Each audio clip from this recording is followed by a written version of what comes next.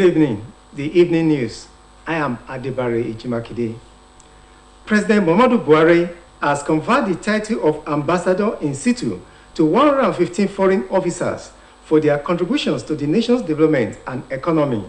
The Minister of Foreign Affairs, Geoffrey Onyema, presented the letters of conferment on behalf of the President to serving officers who have attained the rank of Deputy Director. Onyema said that President Buhari recognized and honored the foreign service officers for their sacrifices, hard work, and their role in attracting foreign investment to grow the nation's economy. He said that with their efforts in galvanizing Nigeria's foreign policy and diplomacy, Nigeria has excellent relations and is at peace with every country of the world. Mock accreditation conducted by the Independent National Electoral Commission was held today in the Federal Capital Territory. The INEC chairman, Professor Mahmood Yakubu, said the commission had taken delivery of the bimodal voter accreditation system machines for the election, which had been tested to ensure its functionality. The INEC chairman also noted that 12 polling units had been designated in each state of the Federation and 4 in Federal Capital Territory on the equality of the country's 109 senatorial districts for the exercise. It was observed that one of the 4 designated polling units, Bari Saki in Bari Ward in Bari Area Council, recorded a low turnout of registered voters as at the time of filing this report. The assistant presiding officer, George Abedu, who spoke to reporters, said voters were not aware of the mock exercise. The Governor, Central Bank of Nigeria, Godwin Emefiele, has called on Nigerians to be patient and show more understanding as everything is being done to correct some of the observed lapses in the implementation of getting the Naira for their daily transactions. In response to the barrage of complaints from Nigerians who are passing through difficulties at a press briefing on the benefits of the Naira redesign policy held in Lagos, Emefiele said the CBN is aware of the difficulty being faced by Nigerians in accessing the new currency at the initial stages of its issue, and it is trying to correct some of the observed lapses in the implementation of the ambitious program. He also regretted that greedy and malevolent bankers are sabotaging the CBN's efforts. Emefiele, however, assured all Nigerians that the CBN, working with the deposit money banks and other very important stakeholders, such as the Economic and Financial Crimes Commission, the Independent and Corrupt Practices Commission, and the Nigerian Financial Intelligence Units, are working together to ensure that the ultimate goal of the new currency meets global standard is achieved. The Central Bank of Nigeria needs to be more proactive in combating the effects of the ongoing hoarding of new Naira notes and cash swap that could lead to total economic paralysis.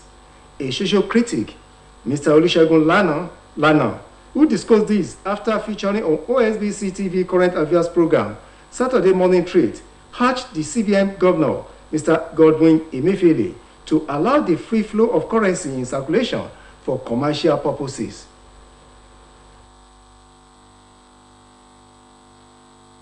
It is very bad that our currency has become a commercial commodity, which is being bought within our own boundaries. It doesn't portend a good omen to the economy. It has adverse effects on the economy, skyrocket inflation, and the root cause is not far-fetched. It is the poor management, the poor implementation of the Naira redesign policy of the CBN. If you want to redesign the Naira, a deadline is not necessary.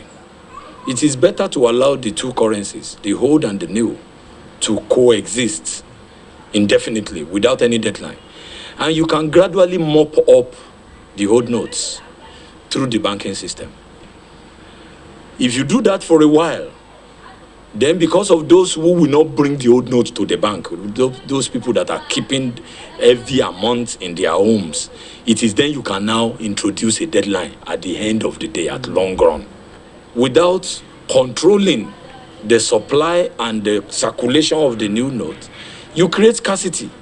And normally when a commodity is scarce, people will be willing to buy it. People will be eager to sell. Those who want to profiteer, who lack the fear of God, who want to profiteer, they want to sell it.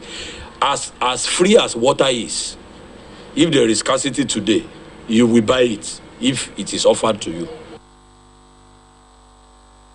Mr. Lano also enjoined the Apex banks to give incentive to the patronage of cashless policies by improving network system and lowering the bank charges. Because the CBN is trying to do two different things at the same time.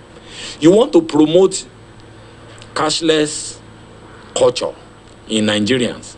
That's a cultural thing. You call it culture. It is not something you can achieve through a deadline spontaneously. It will take time. And there are things you have to put in place, alternatives, incentives for people to prefer cashlessness, like removing the cost of transfer, like making the applications for transfer efficient, and if possible, making laws that will make victims of app malfunctioning to deserve compensation by the banks. That if you make a payment, of course we have some laws like that. If you make a payment and it is not successful within a limited time, you have the right to make claim for compensation from the bank, so that the banks can sit up and do the needful. You are supposed to put all those things in place first before you can now gradually, even without telling anybody, you can gradually withdraw or mop up physical cash in circulation through the banking system. The Inspector General of Police, Mr. Usman Baba, has ordered full enforcement of the CBN Act 2007 that criminalizes the hawking and selling of Naira notes. The Vice Public Relations Officer, CPS Olumuyiwa Adejobi, said this in a statement in Abuja. He ordered the arrest and prosecution of all individuals engaged in the sale or abuse of the Naira notes issued by the CBN. The IG said the order is in line with the provisions of Section 20 and Subsection 21 of the CBN Act 2007 that criminalizes, among others, the hawking, selling, or otherwise trading of the Naira notes.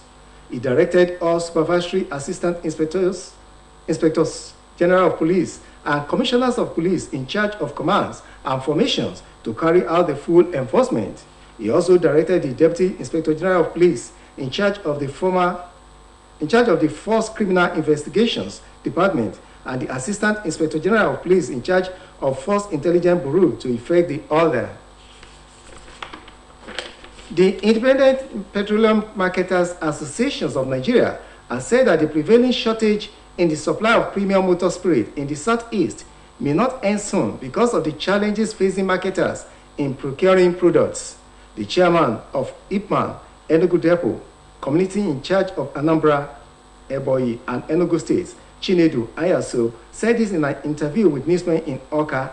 It was reported that petrol sales for between 400 naira and 450 naira per liter and between 500 naira and 600 naira, depending on time, while most fueling stations are closed for lack of petrol, and a few that are selling are doing so at a very high price with long queues. Ayaso said the quantity of products entering into the southeast has reduced by more than 50% compared with what they usually got from depots.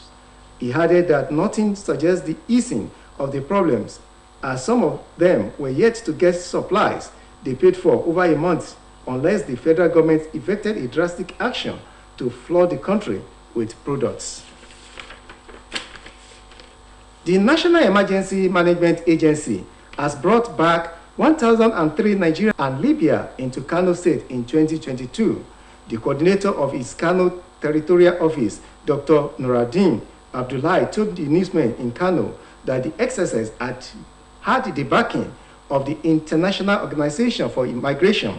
He said that the returnees were brought back from Agadez in Niger Republic, Khartoum, Libya, and Chad under the care of the International Organization for Migration that left Nigeria to seek greener pastures in various European countries through the desert but could not afford to return when their trips became harrowing. He added that the 1,003 returnees received were 665 male adults, 113 female adults, and 225 children.